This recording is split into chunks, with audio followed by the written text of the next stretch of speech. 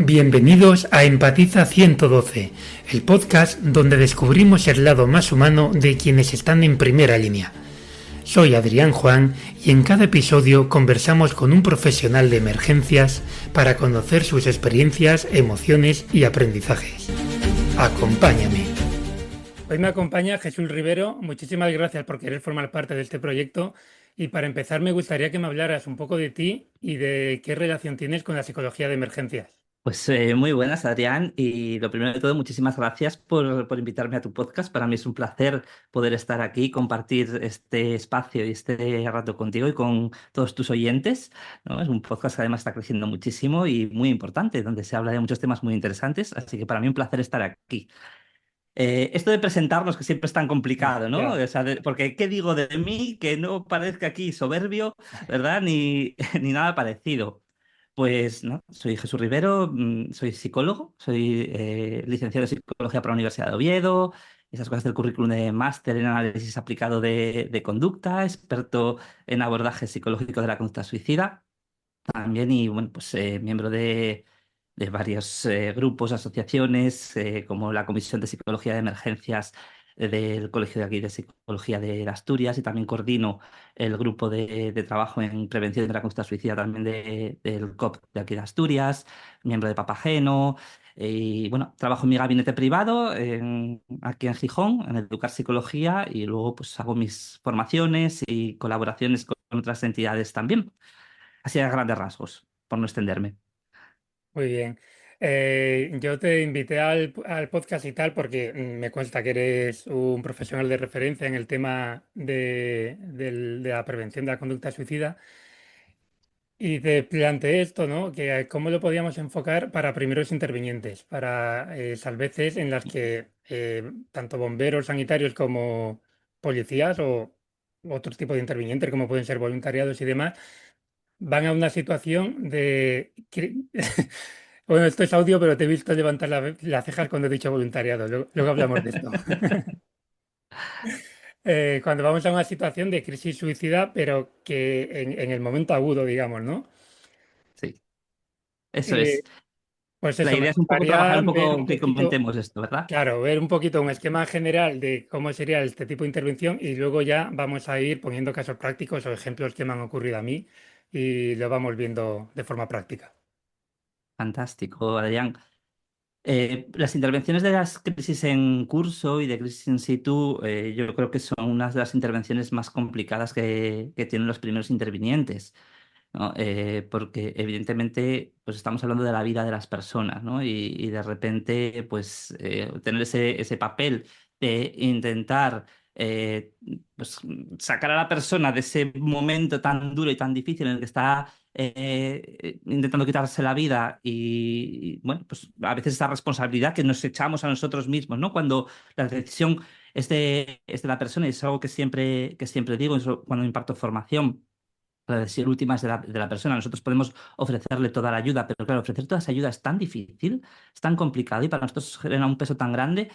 Y luego a la vez plantearnos, ¿tenemos formación suficiente en esto? Y no solamente formación, ¿no? Una formación técnica, sino entrenamiento también. Es tan importante el entrenamiento. Yo hago mucho énfasis siempre en que la formación es fundamental, ¿no? Esa parte más técnica, pero luego el entrenamiento diario, ¿no? Entrenamiento diario o cada X tiempo que podamos tener los intervinientes también. Claro, es que yo con estos temas veo que la formación teórica es muy importante, pero que si luego no hay una especie de entrenamiento haciendo role-playing o algo así, mm, al final se queda corto porque son cosas con tanta variedad de todo que va mucho Claro, más allá de un algoritmo o de tengo que hacer esto y esto y esto. Entonces, el es entrenamiento ese que dices tú, ¿en qué formato se podría entrenar? ¿Con otros compañeros? ¿Con cursos específicos que haya role-playing o cómo? Claro, la forma más cercana que tenemos de poder entrenarnos es a través de los role-playings, ¿no? Que sí, evidentemente es algo muy controlado, pero que podemos hacerlo cercano, ¿no? a las situaciones reales, aunque sabemos en este caso de que hablamos de conducta suicida, que bueno, pues el desenlace final nunca va a ser la muerte de la otra persona, ¿no? Y eso también quizás nos hace actuar de otro modo y nos condiciona, eso está Mm. claro, pero es lo más cercano que tenemos. Y bien pueden hacerse en las propias formaciones que se puedan dar o incluso yo creo que entre los propios intervinientes, ¿no? Pues en tiempos que se pueda destinar tiempos a ese entrenamiento específico, no solamente en la conducta suicida, que me parece muy importante, pero exactamente igual que en otros momentos también se entrena a los profesionales en otro tipo de intervenciones Mm. que se pueda hacer, bien sean sanitarias o bien sean de rescate, etcétera, ¿no? Incluir este tipo de entrenamiento contando con estas variables psicológicas tan importantes y tan fundamentales que van a mediar aquí y van a condicionar nuestra intervención, yo creo que sería algo fundamental. Me preguntabas al principio, ¿no? Sobre un poco qué pasos tenemos que dar o qué podemos hacer o qué no podemos hacer. Eh, yo creo que lo primero de todo es, cuando hablamos de intervención en crisis en curso, en crisis suicidas en curso, es definir nuestro objetivo de intervención. Y esto va a ser algo fundamental, que tenemos que tener claro cuál es el objetivo, ¿vale? Yo cuando imparto formación me permito la licencia friki, ¿no? De poner una imagen de Arya Stark de Juego de Tronos. No sé si has visto Juego de La Tronos. verdad que no soy muy friki en ese sentido. Vale. Yo sí, entonces aprovecho este tipo de cosas, ¿no? Entonces, Arya Stark era un personaje que se hizo famoso por pues, muchos memes, por una frase que decía hoy no, ¿no? Entonces, utilizo un poco esta imagen como definición del objetivo de nuestra intervención, ¿verdad? Ese Mm. hoy no. Tenemos que posponer. Es nuestro objetivo básico. Claro, eso lo Ahora bien, escuché, perdón, lo escuché de, creo que es Pedro Martín Barrajón, ¿verdad? Que es puede también ser. muy... Y la primera vez que lo escuché me llamó mucho la atención, porque hasta el primer flash puede ser como, hostia, es como en plan el marrón para otro, ¿no? O sea, es, No, no, a ver, entiéndeme, me refiero, he llegado a escuchar, para explicar esto que estás diciendo tú, que el objetivo, o sea, es como un poco metafórico, pero es que no lo haga en tu guardia, en el sentido ya. de postergar la decisión. Hombre, si todo el mundo la va postergando, pues al final se consigue el objetivo, ¿no? Pero es un poco, nos tenemos que centrar en que ahora no lo hagas y luego ya veremos, ¿no? Porque luego ya imagino que cuando desconecte de esa emoción ya podrá ver las cosas de otra forma. Claro, tenemos que diferenciar entre lo que es una intervención en la emergencia de una intervención clínica, ¿vale? Son dos intervenciones totalmente diferentes. Entonces, la intervención en la emergencia supone, pues, a fin de cuentas, sacar a la persona de ese riesgo inminente que tiene de quitarse la vida. Por lo tanto, el objetivo de nuestra intervención va a ser que en ese momento, que hoy, no lo haga.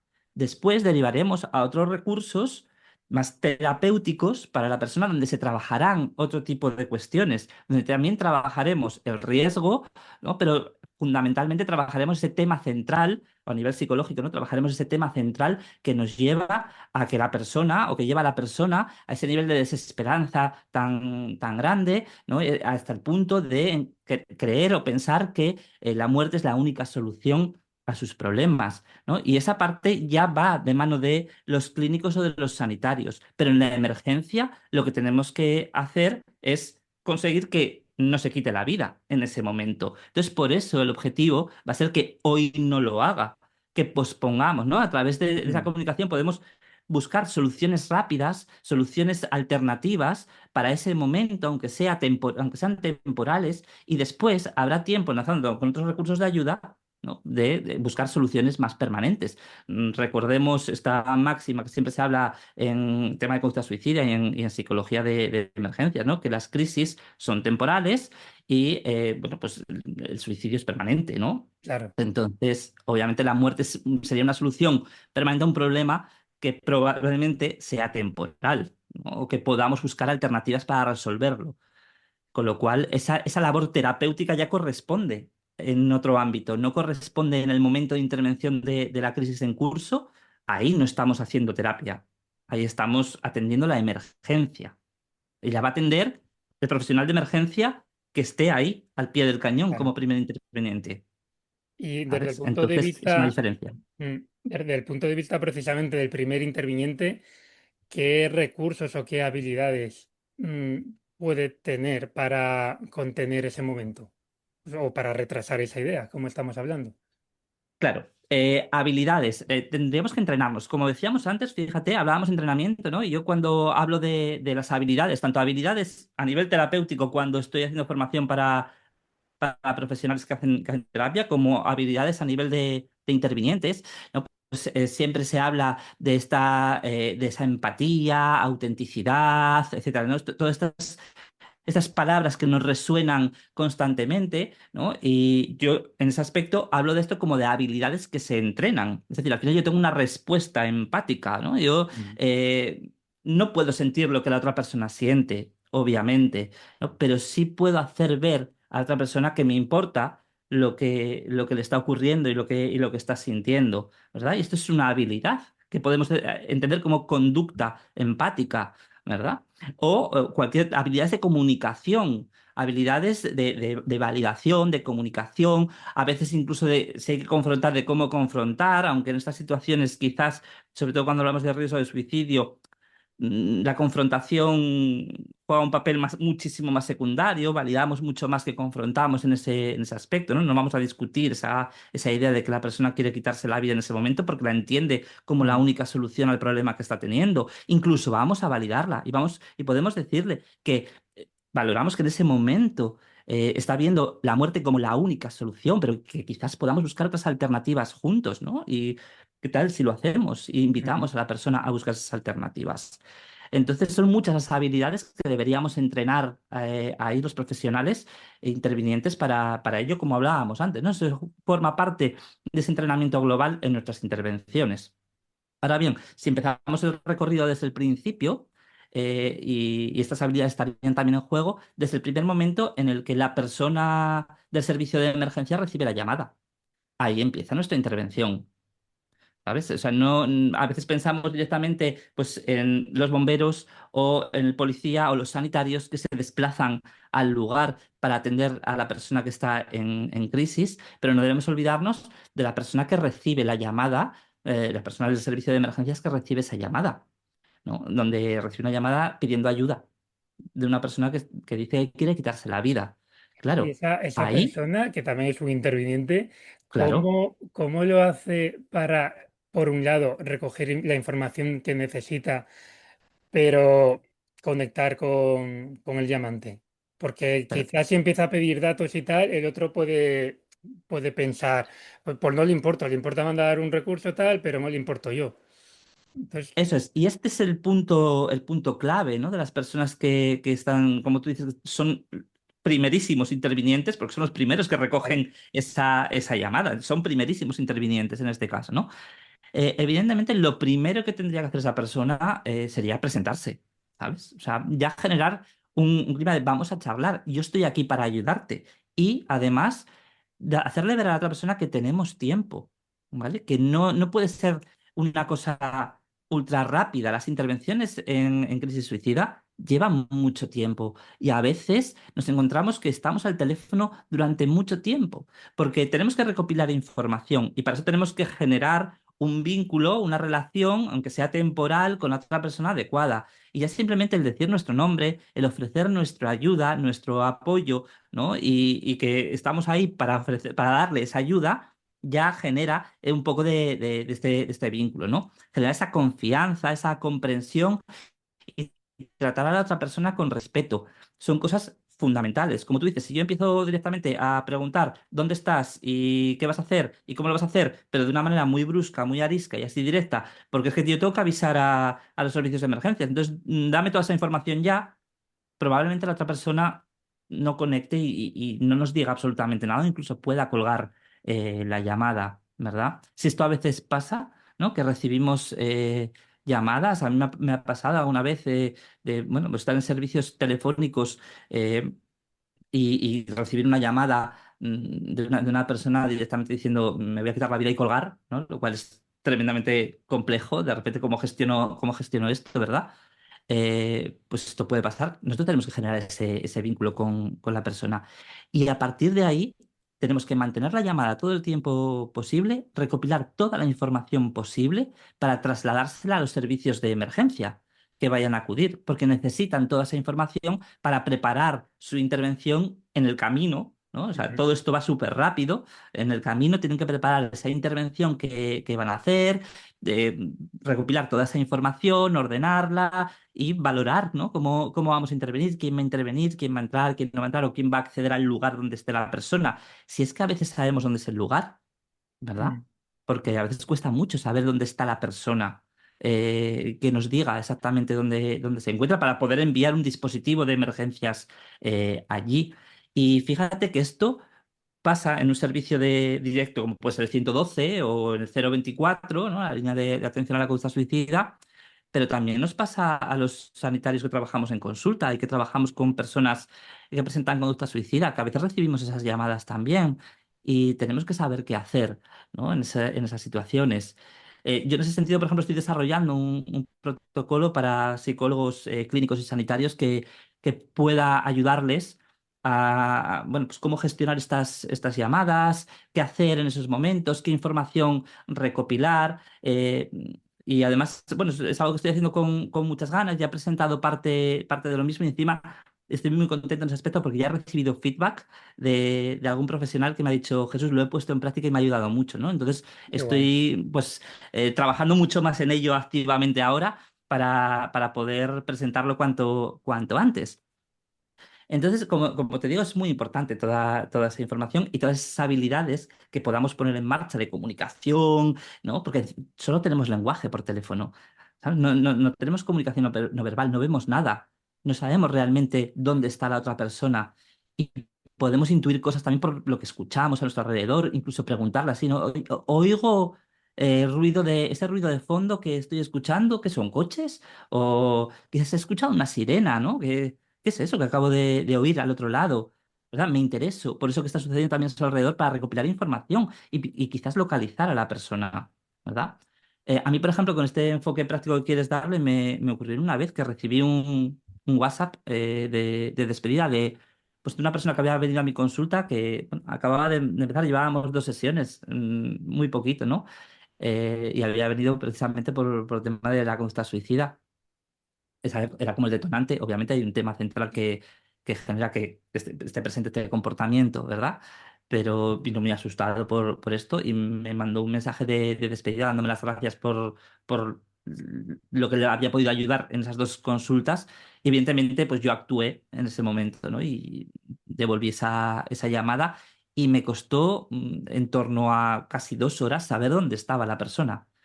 Pero como el tiempo juega a nuestro favor, cuanto más tiempo yo mantenía a la persona al teléfono, ¿no?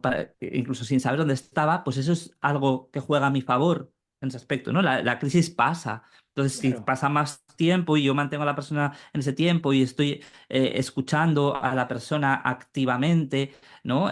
Porque a veces tenemos también que tener este equilibrio entre lo que viene siendo las habilidades de aceptación, validación y de generar recursos de apoyo y de ayuda. Tiene que haber un equilibrio muy fino y muy sutil ahí, en el trabajo con ambivalencias también entre el morir y el vivir, esa búsqueda de conexiones a la vida, ¿no? También de anclajes, ¿verdad? Que lo hacemos telefónicamente o lo hacemos en la intervención in situ también, ¿eh? Ese Mm. interviniente que ya está interviniendo en in situ allí con la persona, juega a nuestro favor. Al final, bueno, pues se consiguió saber dónde estaba, yo me desplacé, conseguí hablar con emergencias, etcétera. Y bueno, la situación se resolvió de una manera buena para esta persona, afortunadamente, ¿no? Pero yo te digo que es muy difícil esa intervención telefónica también. Entonces, ahí, recopilar toda esa información va a ser fundamental para trasladársela al Ujú. servicio de emergencias que va a ir al lugar donde se encuentra la persona, ¿vale? El servicio de emergencias, ¿qué va a hacer? Como decíamos antes, pues toda esa fase de preintervención en el transcurso del viaje hacia donde esté, pues recopilará esa información, generará la seguridad suficiente para los intervinientes, que esto es importante, y se aproximará pues poquito a poco al lugar donde se encuentra la persona en riesgo. Siempre es recomendable reducir estimulación ambiental, por ejemplo, quitar sirenas, etcétera, ¿no? Porque, bueno, eso puede generar una alteración mucho mayor en la persona y desconocemos todo ese estado inicial en el que está la persona que está en momento de crisis. Evidentemente va a ser fundamental coordinarse con todos los servicios de emergencia que puedan estar presentes y preparar ese ambiente y acordar quién va a hacer la intervención. Y luego ya entramos en la intervención, ¿no? Y aquí a mí me parece muy básico que pensemos que la persona está en crisis. Como decimos, las crisis son temporales y las crisis implican decisiones por parte de la persona. Y por lo tanto, a mí siempre me gusta ver las crisis como oportunidades para algo, ¿no? Y creo que esto marca una diferencia en nuestra intervención si entiendo esa crisis también como una oportunidad para hacer cosas de una manera diferente y para aprender nuevas cosas también, ¿verdad? Que puede parecer como positivista esto que estoy diciendo y que no lo es en realidad, ¿no? Pero es una oportunidad, las crisis son oportunidades para cambiar cosas, Pero, para tomar decisiones. pero ese planteamiento es tuyo como interveniente para manejarla Ujú. o le intentas transmitir a la persona esa Puede que idea. ambas dos cosas. Mío, como interviniente, entendiéndolo así, quizás me ayude a reconceptualizar mi intervención también, ¿no? Porque evidentemente atendemos a una persona en plena crisis. Y lo primero que queremos siempre es sacar a la persona de la crisis, ¿no? Sale un poco ese salvador que llevamos dentro, todos, ¿no? Y los que trabajamos en esto, y queremos sacar a la persona cuanto antes, ¿verdad? A la vez, como decía antes, tenemos que tener este equilibrio entre lo que vienen siendo las habilidades de escucha, validación, aceptación, etcétera, con las habilidades de cambio, con las estrategias de cambio, ¿no? Yo no puedo entrar directamente en una intervención a una persona diciéndole sal de ahí, quítate, ¿sabes? ¿De dónde estás? No, no puedo entrar así. Tendré, en primer lugar, que acercarme poquito a poco, tendré que presentarme, tendré que decir para qué estoy ahí, que estoy para ayudar a la persona y a partir de ahí tendré que empezar a preguntar abiertamente y permitir que la persona nos cuente, nos explique qué es lo que le está sucediendo, ¿no? Incluso esos precipitantes, ¿por qué hoy? ¿Por qué hoy? ¿Y por qué de esta manera? Mm. ¿Verdad? Para Imagino que, después... Sí. perdona, imagino que Mm. tener como un listado de cosas que preguntar, pues primero que es complicado, es artificial y se nos olvidaría. Pero, ¿cuál es el objetivo que debemos conseguir con esas preguntas? Sacarlo del modo en el que está, digamos, de huida, al fin y al cabo. Eh, que Mm. conecte con vosotros personalmente, o sea, el objetivo de toda esa entrevista. Todo a la vez. Preguntas. Todo a la vez, en realidad, ¿no? Eh, el objetivo final, como decíamos, es hoy no, es que la persona no se quite la vida, ¿vale? Y enlazarla con el siguiente recurso de ayuda. Ese es nuestro objetivo principal. Pero para eso también estamos comentando que necesitamos generar esa relación que se establece en la propia intervención con nosotros y que la persona sea accesible, ¿verdad? Y que la persona también acceda a pues, interrumpir esa idea y buscar alternativas, ¿verdad? Ten en cuenta que la persona en ese momento está sufriendo muchísimo. O sea, es una expresión de sufrimiento, yo siempre digo máximo, ¿no? Cuando entendemos que ya la muerte es la única alternativa y la única solución. Por eso decía antes de buscar esas soluciones alternativas, aunque sean temporales y pequeñas, ¿verdad? Y esa persona, ese sufrimiento, lo entiende como insoportable, como inescapable y como interminable. Esas tres I's que nos dice Chiles, ¿no? Y tener esto en cuenta también, ¿sabes? Saber que el sufrimiento lo entiende como insoportable y a la vez sabemos que podemos tolerar, ¿no? Ese dolor psicológico y ese sufrimiento que tiene la persona, que lo entiende como inescapable, pero que los problemas son temporales, ¿no? Y por eso es también como interminable, pero las emociones, por más intensas que sean, tienen un final, ¿no? Esa curva va a descender y que incluso le ha pasado en otras ocasiones a la persona, ¿verdad? Esto también nos ayuda a nosotros y ayuda a la persona cuando transmitimos un poco esta comprensión de ese sufrimiento con estas tres síes. Genera más conexión y además nos permite escuchar a la persona mucho más, ¿no? Y que la persona nos pueda narrar qué es lo que la ha llevado hasta ahí, ¿no? Cuáles son esos antecedentes, cuáles son esos precipitantes, como decía antes, ¿no? ¿Por qué hoy? A la vez, nosotros, haciendo esa labor de escucha, también vamos a ir ofreciendo alternativas, aunque lo primero siempre va a ser cubrir las necesidades básicas de la persona, ¿vale? Como en cualquier intervención en emergencias, pues sabemos que lo primero es cubrir necesidades básicas. Y cubrir estas necesidades básicas también nos puede ayudar, ¿sabes? Pues, por ejemplo, si la persona en un momento determinado tiene frío, ¿no? podemos utilizar este recurso de tenemos una manta, acércate para darte la manta, ¿verdad? Y no voy yo hasta ahí, sino acércate para negociar también Mm, y que la persona se vaya retirando poco a poco del medio letal donde se encuentra. Esto nos ayuda a negociar. Y a veces incluso, por ejemplo, imagínate que la persona fuma, ¿no? El hecho de ofrecerle un cigarro. Que podemos decir, bueno, para la persona puede ser una necesidad bastante básica en un momento mm, determinado, porque lo tiene muy relacionado con, ¿no?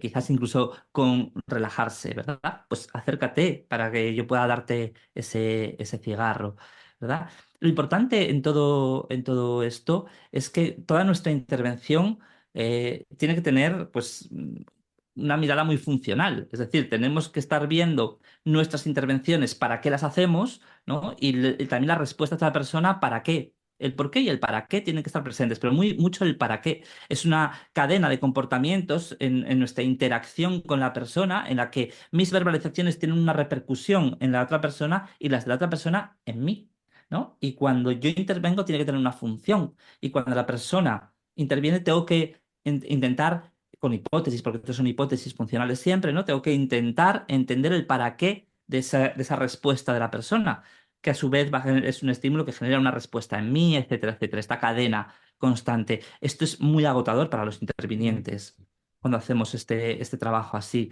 ¿verdad? Porque estamos en constante revisión de nuestra intervención, pero a la vez nos permite ir corrigiendo, porque a veces verbalizamos algo con una intención, ¿no? Y resulta que la persona tiene una respuesta que no es la que esperamos. Nosotros podemos corregir nuestra intervención a través del lenguaje, que es lo que estamos, con lo que estamos trabajando, y la comunicación no verbal también, ¿no?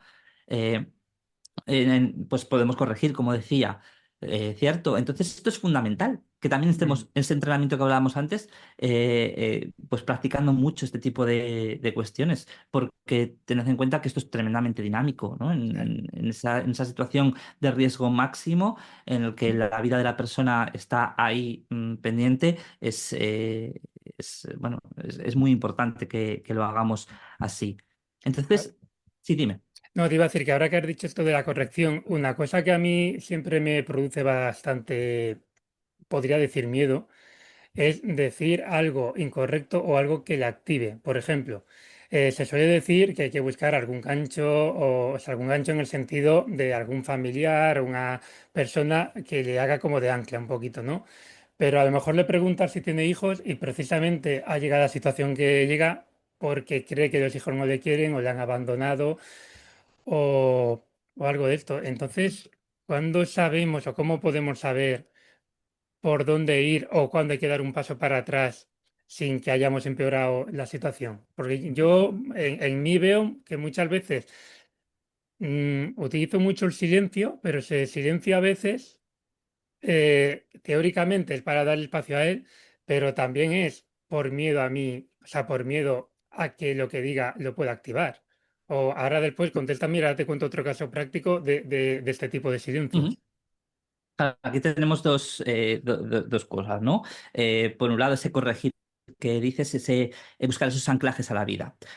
A veces asumimos determinados anclajes como básicos para todo el mundo y resulta que, como Mm. bien dices, pues no, no son así, ¿vale? Desconocemos la realidad de la persona. De ahí que insisto en que gran parte de nuestra intervención se basa en la escucha y en permitir que la persona nos cuente qué le ha llevado a esta situación. Necesitamos información para poder intervenir y no dar, por supuesto, nada, absolutamente nada, ¿vale? Juguemos con lo que tengamos. Es preferible que, si queremos avisar a alguna persona, por ejemplo, preguntarle abiertamente, ¿a quién crees tú que podemos llamar que puede ayudarte en estos momentos? Claro, ¿Quién sería importante para ti que esté aquí? pero esa pregunta no puede llevar a ¿es que no tengo nada importante o es que estoy solo? Claro, puede ser, ¿Y cómo puede manejas ser. eso? Y O la sea, soledad, de si tú me hecho, preguntas a quién llamo y yo te digo eso y encima exploto, ¿ahora cómo manejamos eso? pues estás solo. Entiendo que en este momento la vida te ha llevado a estar así, a estar solo. Y quizás podamos juntos buscar recursos, ¿no? Para esta situación que estás viviendo. ¿Qué te parece si nos das la oportunidad de ayudarte? Ofrezcamos ayuda, ¿vale? También es cierto que no siempre vamos a preguntarle si hay alguien a quien podamos llamar, ¿no? Esto te lo ponía como un posible ejemplo. Por eso te digo que tenemos que evaluar muchas cosas inicialmente para ver qué intervenimos, qué decimos y qué no decimos. Cada caso va a ser totalmente distinto. ¿Sabes? Porque las circunstancias personales son diferentes de cada uno y de ahí la enorme dificultad de nuestras intervenciones en estas situaciones. Porque en la emergencia no tenemos más información que la que nos ha aportado pues ese primer interviniente, ¿no? que ha recibido esa llamada. No es como cuando trabajamos en consulta que, pues claro, obviamente tenemos mucha información que la persona nos va aportando y nos va dando. Es que son intervenciones totalmente distintas, ¿sabes? Con lo cual tenemos que ser cautos. Y luego tenemos lo del silencio, ¿no? Los silencios son muy importantes en nuestras intervenciones, muy, muy importantes. Claro, pero ahí vamos a esa mirada funcional de la que hablábamos. ¿Para qué de este silencio? ¿No? Y ¿para qué romperlo? También tenemos que valorar las dos cosas. Igual rompo el silencio porque yo me siento incómodo, pues entonces quizás no lo tenga que romper y tenga que permitir ese silencio. Quizás estoy en silencio, como tú dices, porque me está dando miedo preguntar algo. Entonces quizás lo que pueda hacer en ese momento, si veo que la persona, y evalúo rápidamente que igual la persona tiene intencionalidad de decir algo y no sabe cómo, preguntar abiertamente, ¿no? ¿Qué me quieres decir? O veo que estás intentando comentarme alguna cosa. ¿Qué es lo que me quieres comentar? Estoy aquí para escucharte, para ayudarte. ¿Verdad? Entonces, es que manejar estas situaciones es tan complejo, son tantas variables, ¿verdad? Y mira, una cosa que incluso en primeros auxilios normales se suele Mm, decir que es más importante lo que no hay que hacer que lo que hay que hacer. Entonces, ¿nos podrías dar unos tips de qué no decir o qué no hacer? Porque decir lo que hay claro. que hacer va a ser muy difícil, pero decir lo que hay que evitar a toda costa o va a ser Mm, contraproducente, te lo agradecería. sí. De hecho, la psicología de emergencias, yo siempre digo, se basa mucho en, sobre todo en el qué no hacer, ¿verdad? ¿Qué es lo que tenemos que evitar hacer? Vale, una de las cosas que siempre digo y que es una tendencia muy, muy habitual porque lo tenemos en el día a día y es el uso de esas frases vacías, ¿no? El, la vida es bella, el no te preocupes, ¿no? Tienes todo para ser feliz, ya verás, te prometo, esas falsas promesas que tampoco debemos hacer, ¿no? Te prometo que todo se va a solucionar, ¿no? Estas son cosas que no debemos hacer, ni frases vacías de contenido, ¿no? Si tienen que ser frases adaptadas a la persona, ni tampoco hacer falsas promesas. Yo no puedo decirle a una persona que todo se va a solucionar. Y no puedo decirle como interviniente en la emergencia que yo voy a estar ahí todo el rato para ayudar a la persona, porque yo voy a estar durante la emergencia y lo más probable es que esa persona no la vuelva a ver. Es muy probable que así sea. ¿Sabes? Y si la veo quizás en las mismas circunstancias, con lo cual, ¿sabes? Entonces esas falsas promesas tampoco. Eh, Tampoco vamos a reñir a la persona, ¿vale? Tampoco vamos a decirle, pero ¿cómo me dices eso? ¿Verdad? O vamos a reñirla con estas típicas frases de decir, es que eso es de cobardes. ¿No? Esto jamás, esto tiene mucho más que ver con el sufrimiento que con lo otro. O compararlo, ¿no? Como, es que a mí no se me ocurriría decir lo que tú estás diciendo. Esto jamás. Obviamente, tampoco, nunca, en una intervención en curso vamos a retar a la persona. Y de hecho, durante una temporada hubo como mucho boom con esto del reto, ¿no? A la persona. Si lo retamos, en realidad lo confrontamos y por lo tanto no lo va a hacer, etcétera. No nos arriesguemos jamás. Es un riesgo enorme, ¿Podrías poner un ¿sabes? ejemplo de ese tipo de reto que Pues incluso se proponía? algo tan sencillo a veces que podemos decir es que, ¿ves cómo no lo has hecho? Es que si quisieras hacerlo, Ah, ya lo habrías hecho, ¿sabes? Pues igual quiero ahora. Y lo hago. Y esto es un discriminativo para que active directamente el acto suicida, ¿verdad? O a veces incluso decir, no creo que seas capaz. Ostras. A mí que esto me parece muy duro, pero y quizás no lo hacemos directamente en nuestra intervención, con los intervinientes, quizás esta frase de no creo que seas capaz, no creo que nadie la dijera realmente, pero en ámbitos más cercanos igual sí, ¿eh? En Ya. ámbitos más cercanos, igual sí. Eh, o incluso, yo es que en una ocasión una persona me dijo que un profesional había acudido a buscar ayuda a un profesional, ¿no? Y este profesional le había respondido en plan diciendo, ¿qué es lo que quieres? ¿Tirarte de un puente o qué? ¿No? O sea, de una manera muy brusca y muy arisca, ¿verdad? O sea, quiero decir que y había ideación suicida activa en esta persona, ¿vale? Entonces, una cosa es que exploremos el método, que sí, vamos a explorar el método, y otra cosa es la manera en la que lo hacemos. Una Mm. cosa es que hay que hablar de suicidio, y hay que hablar de suicidio. Otra cosa es la manera en la que lo hacemos. Tiene que ser responsable también, ¿no?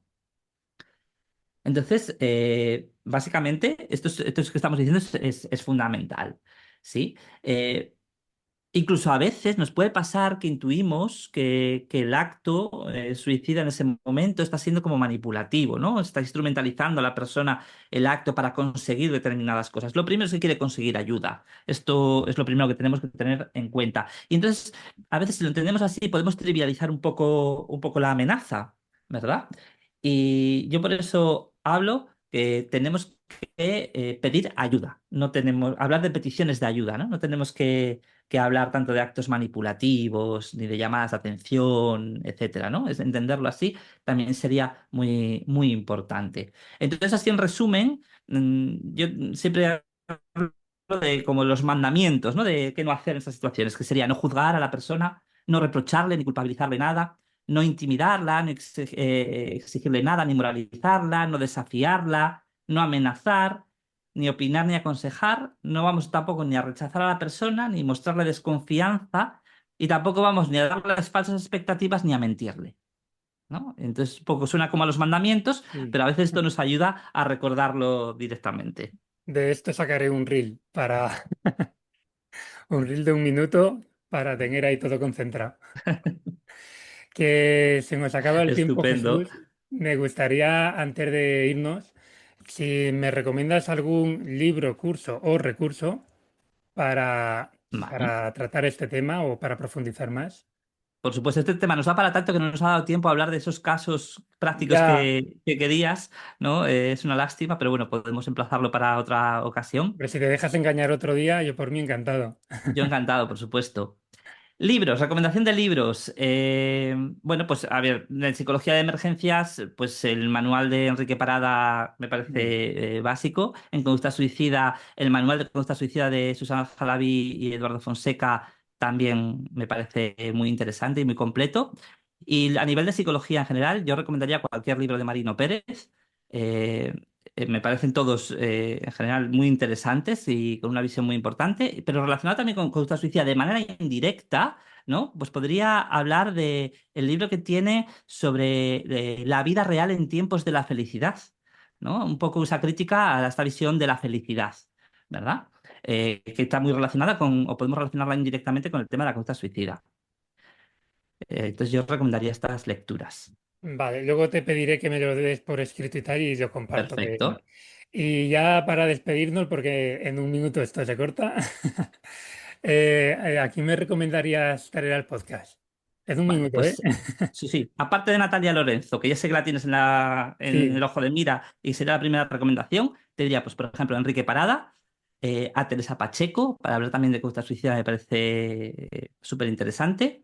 A Melinda Endrefi, te recomendaría también, por ejemplo, para hablar de toda la situación en la guerra de Ucrania, intervención en psicología de emergencias allí. O otra psicóloga de emergencias, Gema del Pozo, también me parecería muy interesante que pudieras hablar con ella, pues si luego me haces de contacto, te lo agradeceré. por supuesto. Bueno, Jesús, pues muchísimas gracias por todo y vamos, creo que te voy a poder engañar otro día. Te veo receptivo. Totalmente. Aquí me tienes si quieres, Adrián. Muchísimas gracias por contar conmigo. Venga, muchas gracias, nos vemos. Un abrazo.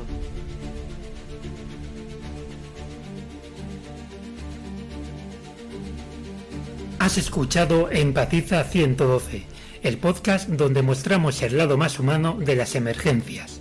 Recuerda que puedes escucharnos en Spotify e iVoox y síguenos en Instagram en el perfil empatiza112.podcast. Nos vemos en el siguiente episodio.